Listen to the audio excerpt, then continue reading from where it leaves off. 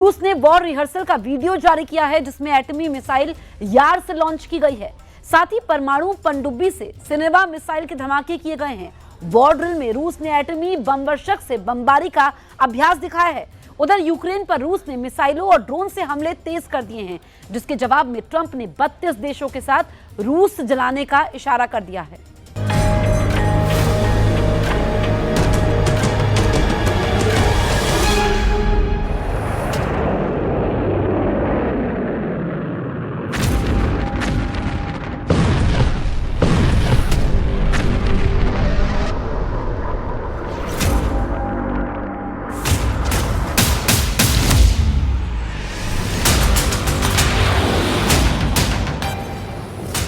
रूस यूक्रेन युद्ध का फाइनल राउंड शुरू। रूस में ताबड़तोड़ स्टॉर्म शैडो मिसाइलों के धमाके। पुतिन ने बदले में जलाए ज़ेलेंस्की के 2 शहर। एक तरफ प्रेसिडेंट पुतिन, दूसरी तरफ दुनिया की तमाम महाशक्तियां। लेकिन पलड़ा पुतिन का ही भारी है। हमले पुतिन के ही विनाशकारी हैं। युद्ध में पुतिन के हथियारों का बोलबाला है तो उनकी कूटनीति की सभी चाल अचूक हैं। पुतिन ने ट्रंप के सारे प्लान की हवा खराब कर दी है। पुतिन ने ट्रंप को सबसे भयानक झटका दिया है। ट्रंप को फिर लगा करंट, झुकने को मजबूर। पुतिन ने ट्रंप से बुडापेस्ट मीटिंग में मिलने से इनकार कर दिया है। पुतिन ने ट्रंप की सीज फायर डील को बिग नो कहकर खारिज कर दिया है। पुतिन ने ट्रंप को धमकी दी है कि रूस अब अपने सबसे बड़े दुश्मनों का सफाया करने जा रहा है।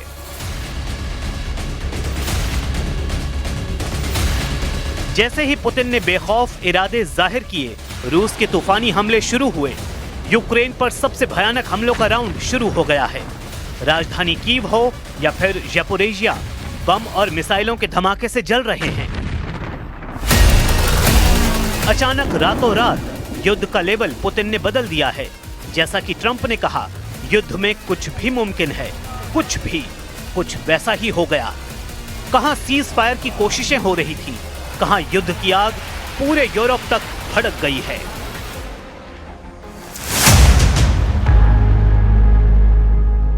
क्योंकि ब्रिटेन के हथियारों से यूक्रेन ने रूस में भीषण हमला किया है।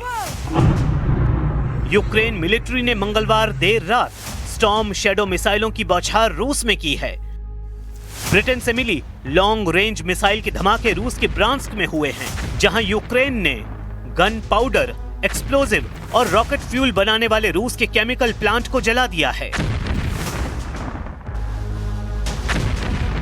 यूक्रेन फोर्सेस के जनरल स्टाफ ने हमले के बारे में बताया है कि एक कंबाइंड मिसाइल और एयर स्ट्राइक थी, जिसमें एयर लॉन्च स्टॉर्म शैडो मिसाइलें भी शामिल थीं, जिन्होंने रूस के एयर डिफेंस सिस्टम को भेद कर तबाही मचाई है। В то же время просят приостановить боевые действия на 30, а то и на 60 суток. Просят о встрече на высшем уровне. Но как же проводить в этих условиях подобные встречи? О чем говорить? Кто вообще ведет переговоры с теми, кто делает ставку на террор, с террористами?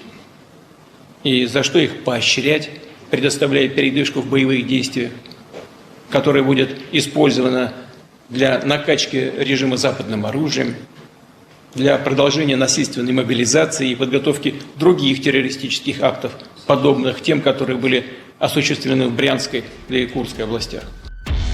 स्टॉर्म शैडो के धमाके के बाद रूस भड़क गया है। रूस ने कहा है कि यूक्रेन से भयानक हालात यूरोप के 32 देशों के होने जा रहे हैं। प्रेसिडेंट पुतिन दुश्मनों को कयामत के दिन दिखाने का प्रण ले चुके हैं। यकीन नहीं तो सर्गेई लावरोव का यह बयान सुन लीजिए, जिसमें साफ साफ कहा गया है कि रूस यूक्रेन युद्ध सिर्फ ट्रेलर है।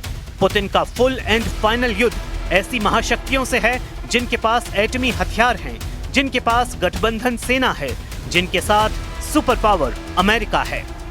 Сейчас стало звучать из Вашингтона, что надо немедленно остановиться не надо ничего больше обсуждать, остановиться, а там пускай история рассудит.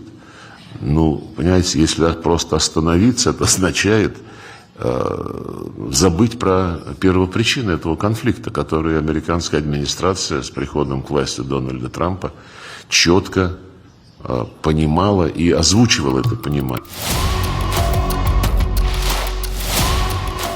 प्रेसिडेंट पुतिन ने सब कुछ सोच समझकर किया है। उन्होंने ट्रंप के ऑफर को ठुकराने से पहले सिक्योरिटी काउंसिल के परमानेंट मेंबर्स के साथ बैठक की। इससे पहले पुतिन ने हंगरी के प्राइम मिनिस्टर विक्टर ओरबान के साथ फोन कॉल पर बात की थी, जिसके बाद सर्गेई लावरोव और मार्क रूबियो की मीटिंग को टाल दिया गया। मीटिंग जैसे ही टली, पुतिन के अगले दांव का अंदाजा ट्रंप को लग गया था, इसलिए उन्होंने मीटिंग में समय बर्बाद न करने की बात कही है।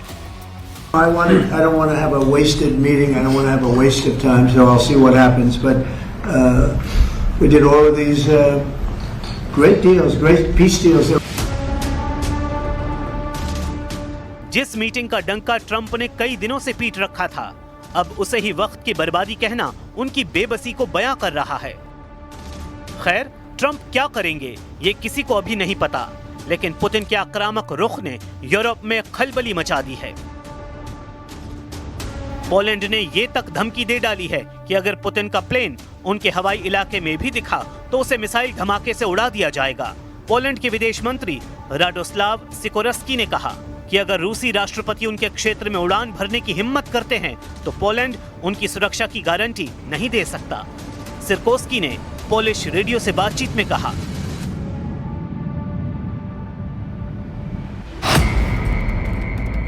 मैं गारंटी नहीं दे सकता कि कोई स्वतंत्र पोलिश कोर्ट सरकार को ऐसे विमान को हेग की अदालत में संदिग्ध को सौंपने के लिए ले जाने का आदेश नहीं देगी।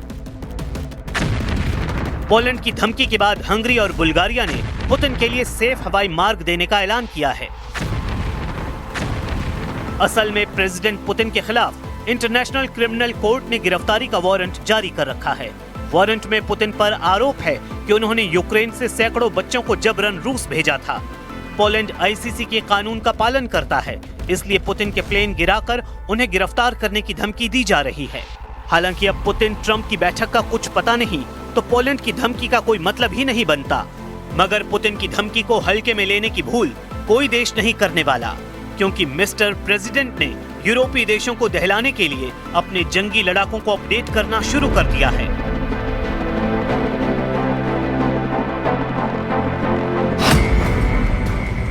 रूस ने पहली बार अपने सुखोई 57 लड़ाकू विमानों के इंटरनल वेपन बे यानी आंतरिक हथियार कक्ष को दिखाने वाले वीडियो रिलीज किए हैं। रूस की एरोस्पेस फोर्स ने 5वीं पीढ़ी के सुखोई 57 के वेपन बे के वीडियो फुटेज जारी किए, जिसमें सुखोई 57 में हथियारों को आंतरिक रूप से डिजाइन किया गया है ताकि इसके रडार क्रॉस सेक्शन को कम करने वाले स्टील्थ प्रोफाइल को सुरक्षित किया जा सके। रूस की अपडेट सुखोई 57 अब अमेरिका के F-22 रैप्टर और F-35 की तुलना में कहीं ज्यादा असरदार साबित हो सकते हैं। रूस का सुखोई 57 लड़ाकू विमान क्रूज मिसाइलों जैसे हथियार ले जा सकता है। इसमें मेन हथियार स्टोर के साथ 2 साइड माउंटेन विंग रूट हवा से हवा में मार करने वाली मिसाइल ले जाते हैं। सुखोई 57 चीन और अमेरिका की 5वीं पीढ़ी के लड़ाकू विमानों की स्टेल्थ पावर की जगह क्रूज मिसाइलों की तैनाती पर ज्यादा तवज्जो दे रहे हैं।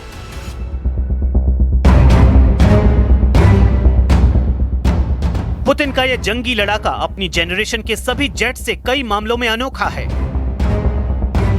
KH-59 MK2 क्रूज मिसाइलों की बौछार से इस जंगी जेट ने यूक्रेन की फोर्स को भारी नुकसान पहुंचाया है। इसी तरह रूस ने अब हाईटेक वॉर में भी यूक्रेन को सरेंडर करवाने की तैयारी कर ली है। रूस के मशहूर हैकर ग्रुप किलनेट ने दावा किया है कि उसने यूक्रेन के सबसे बड़े ऑनलाइन ड्रोन मार्केटप्लेस का डेटाबेस हैक कर लिया है। रूस की सरकारी न्यूज एजेंसी RIA नोवोस्टी की खबर के मुताबिक साइबर हमलों से यूक्रेन को बड़ा झटका लगा है।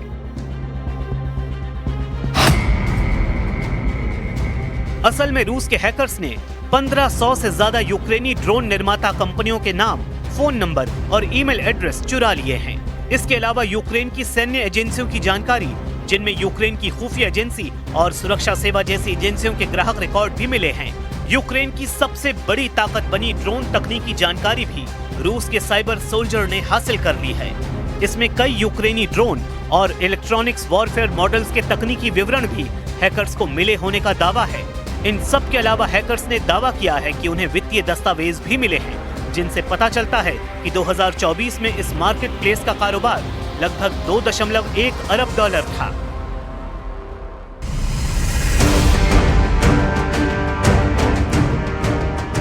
रूस से सभी मोर्चे पर पिट रहे यूक्रेन के राष्ट्रपति जेलेंस्की ने बयान दिया है कि अगर ट्रंप से लंबी दूरी तक मार करने वाले हथियार मिल जाते तो पुतिन काबू में आते।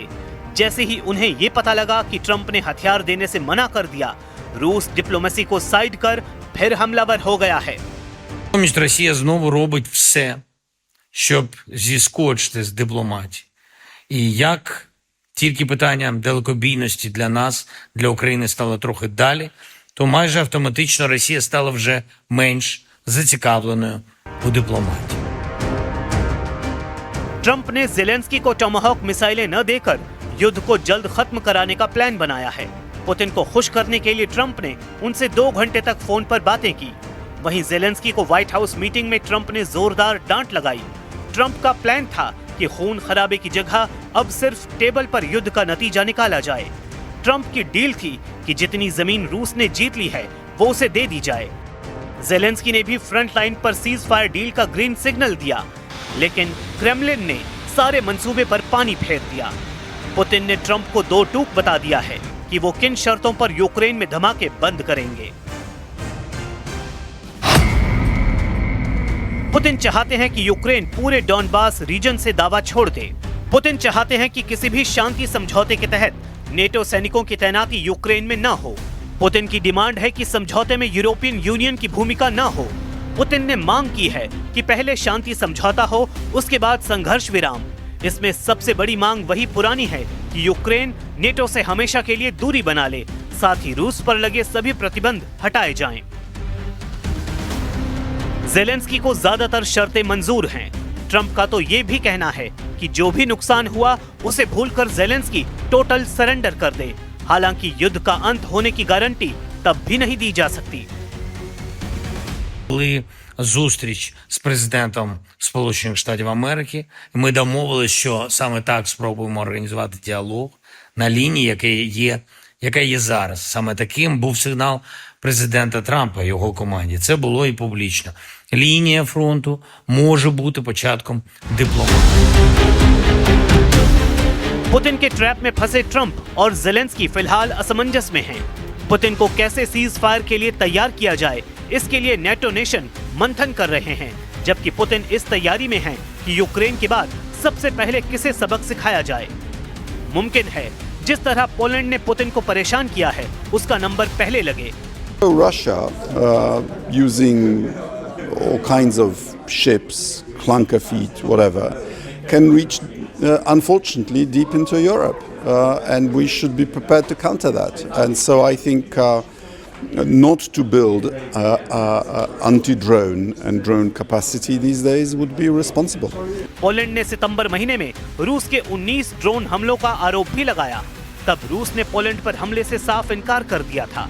पोलैंड नेटो का सदस्य है, जिस संगठन का नियम है कि अगर किसी भी सदस्य देश पर हमला हुआ तो वो भी सभी सेनाओं पर हमला माना जाता है। शायद पुतिन के लिए तब नेटो से भिड़ने का सही समय नहीं था, लेकिन अब वक्त और हालात पूरी तरह उनके पक्ष में हैं। ट्रंप युद्ध से दूरी बनाते जा रहे हैं। अमेरिका अगर पुतिन के मिशन के बीच में नहीं आया तो यूरोप का नक्शा बदलना तय है।